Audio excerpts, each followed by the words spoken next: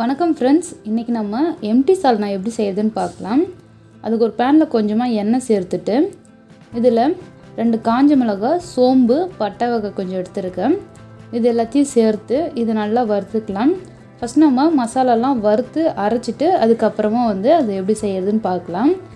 இதை கொஞ்சம் நல்லா செவந்து வர வரைக்கும் எண்ணெயிலே வறுத்துட்டு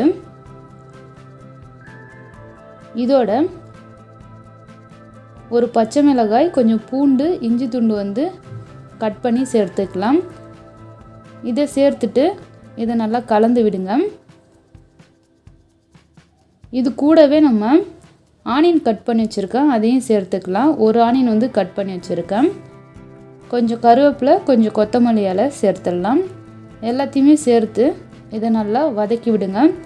ஆனியன் ஓரளவுக்கு வதங்குற வரைக்கும் இதை நல்லா வதக்கிக்கலாம். இப்போ இதோட தக்காளி சேர்த்துடலாம். ஆனியன் ஓரளவுக்கு வதங்கியிருக்கு. தக்காளி சேர்த்து இதை நல்லா வதக்கிடலாம். தக்காளி நல்லா வதங்கிடுச்சு. இதோட லாஸ்ட்டாக தேங்காய் துருவல் சேர்த்துக்கலாம். தேங்காய் சேர்த்துட்டு நல்லா எல்லா பொருளுமே வதங்குற வரைக்கும் இதை வதக்கி எடுத்துக்கங்க.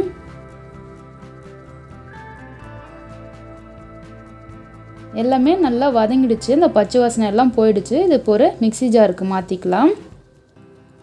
நல்லா ஆறிடுச்சு. இப்போ இதை நான் மிக்ஸி ஜாருக்கு மாற்றிக்கிறேன். இதோடவே ஒரு 1/4 டீஸ்பூன் அளவுக்கு கசகசா சேர்த்துருக்கேன். இது தண்ணியில் ஊற வச்சிங்கன்னா தான் நல்லா அரையும். ஊற வச்சு சேர்த்துக்குங்க. இது சேர்க்கும்பொழுது நல்ல வாசனையாக இருக்கும். அந்த ஃப்ளேவர் பார்த்திங்கன்னா இதால் தான் கிடைக்கும். ரொம்ப சூப்பராக இருக்கும். இதில் தண்ணி சேர்த்து நல்லா இதை சாஃப்டாக அரைச்சி எடுத்துக்கலாம். பாருங்கள், நல்லா அரைச்சி எடுத்துட்டேன். இப்போ நம்ம சால்னா எப்படி வைக்கிறதுன்னு பார்க்கலாம். அதுக்கு ஒரு வாணலில் தேவையான அளவுக்கு எண்ணெய் சேர்த்துக்கலாம். எண்ணெய் காஞ்சதும் இதில் ஒரு பட்டை, 3 கிராம்பு, பிரியாணி இலை ஒரு 1 போட்டுக்கிறேன். இதை சேர்த்து இது நல்லா வறுந்த உடனே இதோட ஒரு ஆனியன் கட் பண்ணி வச்சுருக்கேன், அதையும் சேர்த்துக்கலாம். இந்த ஆனியன் சேர்த்து ஆனியன் நல்லா வதக்கி விடுங்க.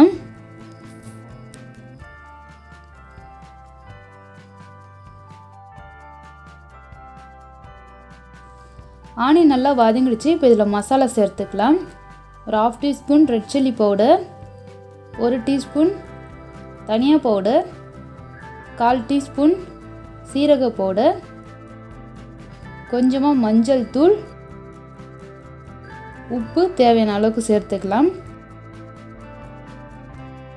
ஆல்ரெடி நான் காஞ்ச மிளகாய், பச்சை மிளகாய் வதக்கி அரைச்சிருக்கேன். ஸோ அதனால் நான் கொஞ்சமாக ரெட் சில்லி பவுடர் சேர்த்துருக்கேன். உங்கள் காரத்துக்கு எவ்வளோ தேவையோ அந்த அளவுக்கு நீங்கள் சேர்த்துக்குங்க.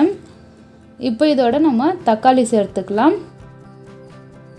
இதோடவே கொஞ்சம் கருவேப்பிலை, ஒரு பச்சை மிளகாய் சேர்த்துக்கலாம். நல்லா வாசனையாக நல்ல ஃப்ளேவர் நல்லாயிருக்கும். நீங்கள் மசாலாலாம் சேர்த்துட்டு தக்காளி சேர்த்து வதக்கும் போது தக்காளி ரொம்ப சீக்கிரமாக வதங்கிடும். இந்த தக்காளியை நல்லா நம்ம வதக்கிடலாம். தக்காளி நல்லா வதங்கிடுச்சு. இப்போ இதோட நம்ம அரைச்சி வச்சுருக்க அந்த விழுதை சேர்த்துடலாம். இந்த மசாலா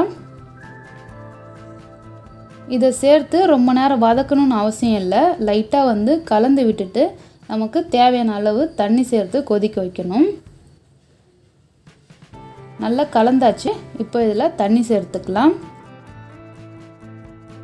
எந்த அளவுக்கு உங்களுக்கு இந்த சால்னாவோட கன்சிஸ்டன்சி வேணுமோ அந்த அளவுக்கு நீங்கள் தண்ணி சேர்த்துங்க. இப்போவே இதில் உப்புலாம் கரெக்டாக செக் பண்ணிக்கங்க. உப்பு செக் பண்ணி பார்த்து தேவைன்னா சேர்த்துக்கலாம்.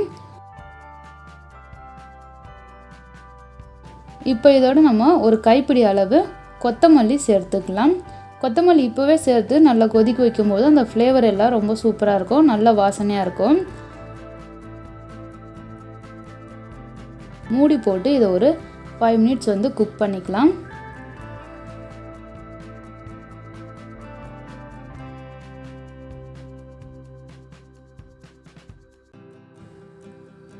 ரொம்ப ரொம்ப சூப்பரான பரோட்டா சால்னா நமக்கு ரெடி ஆகிடுச்சு. எம்டி சால்னாவும் சொல்லுவாங்க இது. இதை நம்ம சப்பாத்தி, பரோட்டா, தோசை, இட்லி இதோடலாம் சேர்த்து சாப்பிடும்போது ரொம்பவே சூப்பராக இருக்கும். கண்டிப்பாக நீங்கள் இதை ட்ரை பண்ணி பார்த்துட்டு எப்படின்னு உங்கள் ஃபீட்பேக் எனக்கு கமெண்ட் பண்ணுங்கள். இந்த வீடியோ பிடிச்சிருந்துன்னா லைக் பண்ணுங்கள், ஷேர் பண்ணுங்கள். இன்னும் நம்ம சேனலை சப்ஸ்கிரைப் பண்ணலன்னா சப்ஸ்கிரைப் பண்ணிக்கோங்க. தேங்க்யூ ஃபார் வாட்சிங்.